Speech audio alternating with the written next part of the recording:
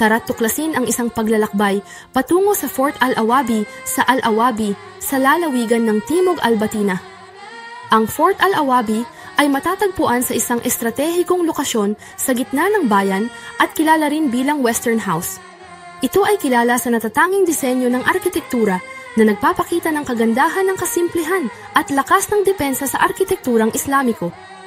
Ang kasaysayan ng fort ay nagmula sa maagang ika-13 siglo ng Hijra at itinuturing na simbolo ng pagkakakilanlan ng Omani dahil ipinapakita nito ang mayamang kasaysayan ng bansa sa pamamagitan ng natatanging disenyo nito at ang kahalagahan nito sa kasaysayan. Para mas makilala pa ang mga benepisyo, mangyaring iscan ang QR code at tamasahin ang isang natatanging karanasan kasama ang kashta.